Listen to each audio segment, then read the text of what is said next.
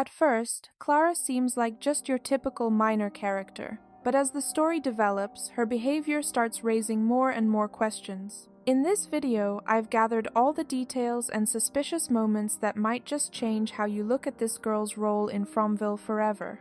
The first time I seriously started thinking that Clara might be hiding something was after her quick conversation with Jade, right after the townspeople's failed attempt to contact the outside world. Even though she had just been hurt shortly before that, her main focus isn't on her own condition, but on what Jade plans to do next. And the moment Clara finds out that this was his only idea and that he's stuck, she pretty much ends the conversation right then and there and walks away. On top of that, during the construction of the radio tower, Clara is actually the very first person to notice the storm clouds rolling in. If you take a close look at her reaction, it seems like she didn't just happen to notice the change in the weather by chance. It's almost as if she was expecting something like this, or at least knew more than the other residents of Fromville. And when we later started realizing that this place seems to operate on a for every action, there is a reaction basis, this moment started looking even more questionable. You could easily chalk all of this up to mere coincidence or just curiosity.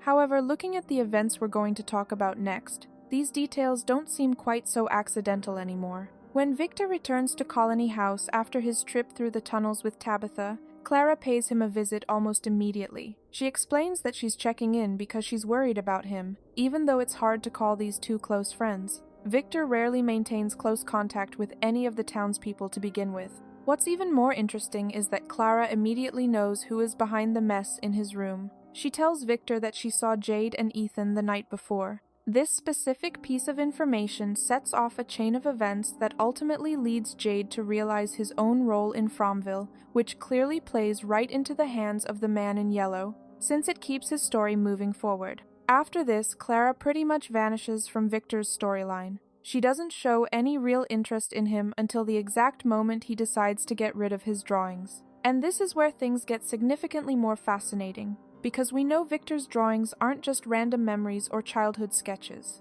They could actually be one of the key elements maintaining the existence and memory of Fromville itself. So that raises a natural question: why does Clara pop up right next to him again at this exact moment?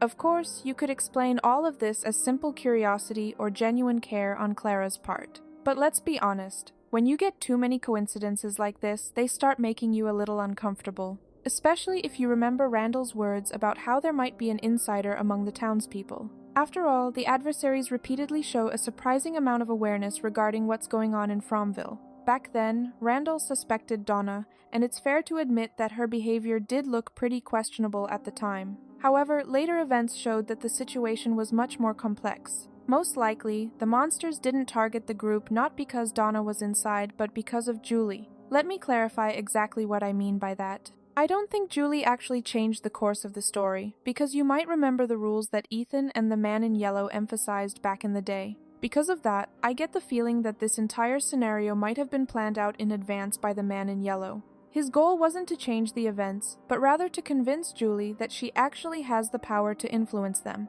This allowed him to misdirect her attention and make her waste her energy on choices that don't really change anything in the end. And of course, this situation could have also been designed to fuel Randall's suspicions, throwing him off the track while the real insider is still walking around town.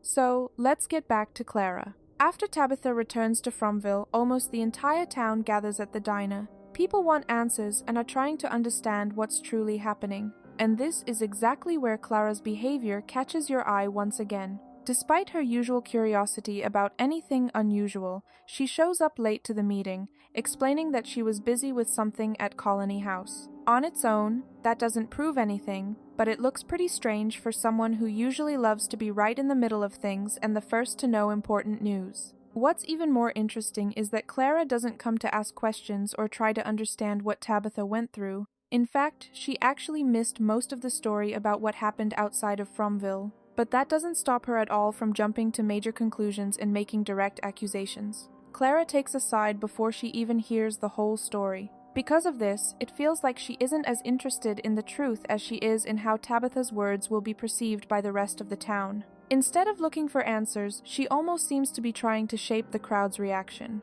And this isn't the only time Clara finds herself at the center of events that later take on a completely different meaning. Another interesting scene was the conflict between Fatima and Nikki, which Clara decides to step into. At the time, it looked like a normal display of care and a desire to smooth things over. However, after we found out what was actually happening with Fatima, that scene started to be perceived in a totally different light. Furthermore, if you carefully rewatch the episode where Tilly talks about Fatima's pregnancy, you can spot Clara in the background. She is standing close enough to overhear the conversation, and it really looks like she is listening intently to every single word. And that's when things get really wild. Shortly after that argument, Nikki becomes the next target of the events in Fromville.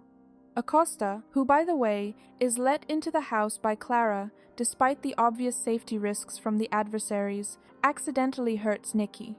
Sure, you could call this a coincidence, but every single time Clara involves herself in events or ends up near key characters, the consequences turn out to be much more serious than anyone could have anticipated. And the situation with Nikki is far from the last example. One night, Dale decides to kick the newcomers out of Fromville and send them to the bus, arguing that there aren't enough resources for everyone. The situation quickly gets out of hand, and Ellis steps into the conflict, which ends up with him getting accidentally hurt. Realizing how critical his condition is, Fatima immediately tries to get him to Christy and asks the others to check if the path is clear. At that moment, Clara announces that everything looks clear, with no signs of danger. But almost immediately, Matthias spots one of those entities about 50 yards away, heading right toward them. And this is where a question comes up that is just too hard to ignore. I find it hard to believe that Clara could have missed that presence, especially in a situation where every single second counts for someone's life.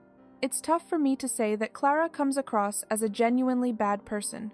After the loss of Kenny's mother, Clara brings flowers to the diner. In that moment, she looks truly heartbroken, as if the event touched her much more deeply than you would expect. And what's even stranger is that there is a noticeable trace of guilt in her behavior. It's so prominent, in fact, that it gives the impression that she is much more connected to this tragedy than just being an innocent bystander. But we know for a fact that Clara wasn't even there that night. On top of that, she and Kenny never really had a close relationship that could explain such an emotional reaction. And that's exactly why this scene raises extra questions. It really feels like Clara either knows a whole lot more than she's letting on, or she somehow ended up closer to this whole story than she cares to admit.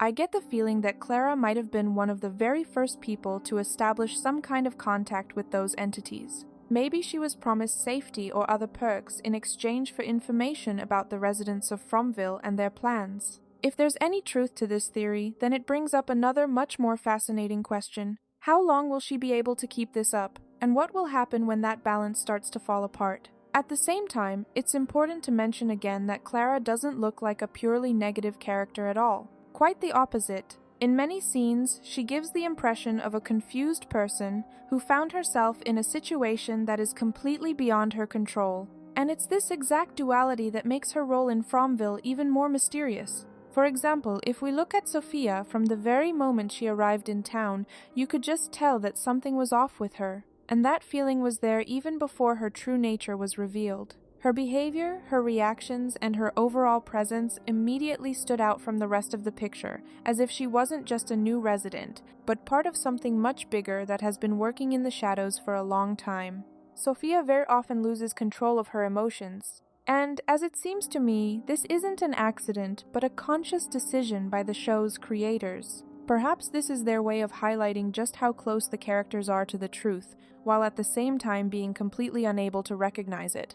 In Clara's case, it's a bit more complicated. One moment she looks genuinely threatening, and the next she shows sincere empathy, even when there's no one else around to see it. What do you actually think about Clara's role in Fromville? Let me know your thoughts in the comments below. Also, don't forget to give this video a thumbs up and subscribe to my channel. Thank you so much for watching, and I'll see you in the next video.